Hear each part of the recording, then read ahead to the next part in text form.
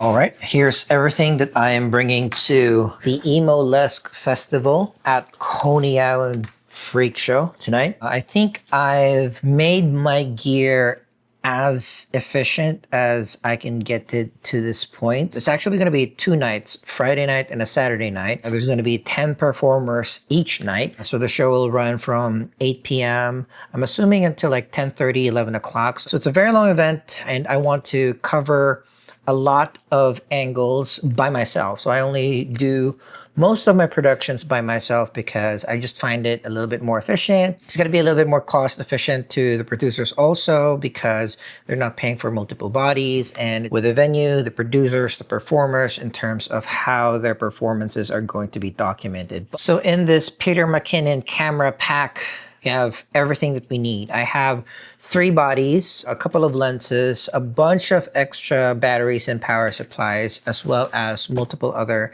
action cameras to cover some of the different angles. I'm just gonna quickly run through what I've packed. The A camera is a Sony FX30 with a Sigma 18-50 2.8. I like this as my main center stage camera because the FX30 is just amazing with video. It is cinema quality, pro quality, coupled with the Sigma 2.8. The theater is going to be fairly dark, so I'm still going to shoot wide open at 2.8.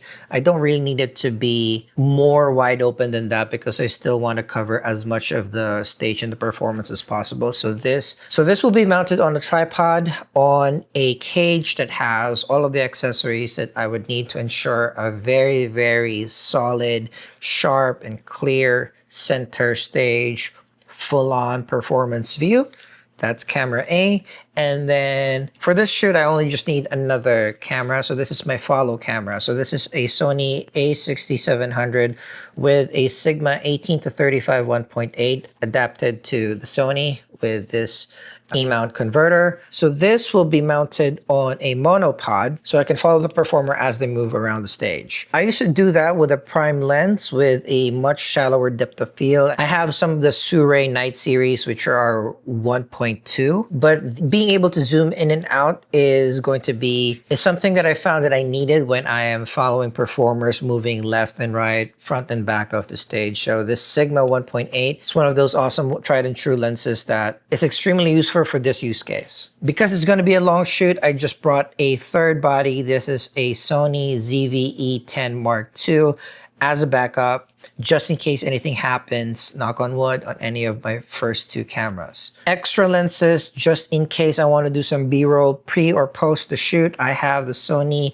11 1.8 and the Sure 35-1.2, as I mentioned, in terms of one of those lenses that I use as a follow camera in different types of events. We have the Peter Lindgren tri-battery charger for 3 extra batteries for my Sony system.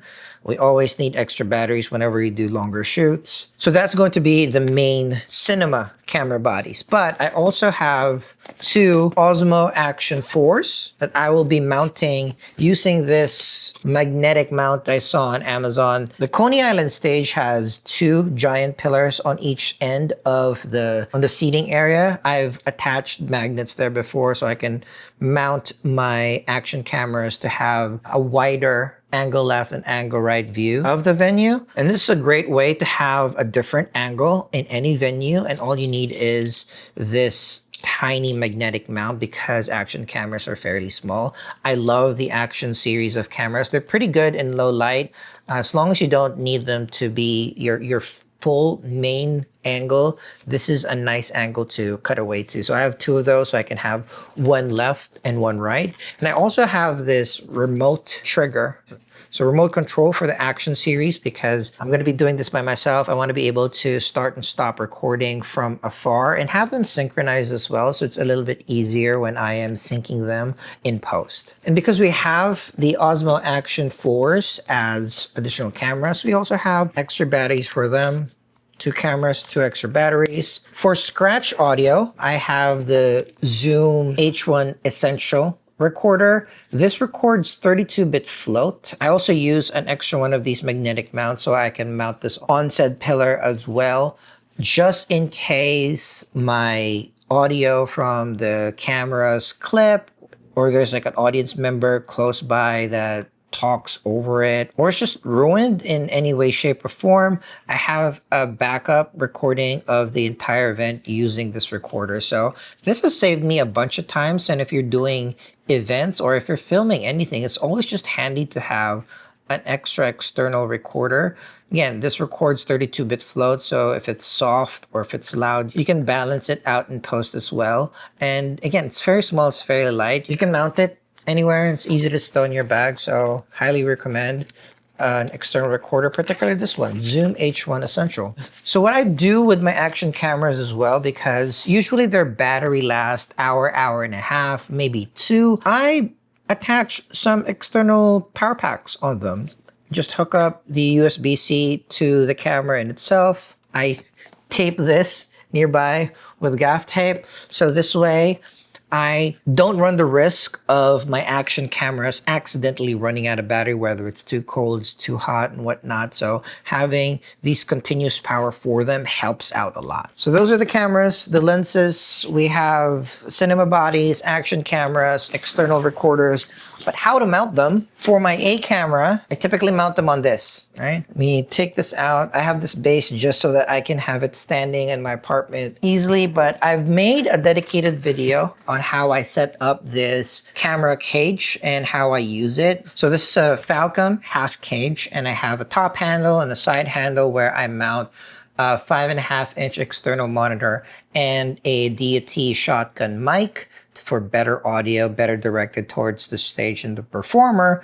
I just slide in my camera A here and connect all the connectors, and that's it. I also have a V-mount battery. This way I can power the monitor and the camera for a very, very long time. Even if the show is just going to be an hour and a half to 2 hours and the V-mount battery, powering the camera, the monitor, and all the other accessories can last even longer than that. I really just do not want to run the risk of running out of battery. And this has been extremely convenient in terms of being able to set and forget at least the main camera A and recording your event. So this is the camera cage.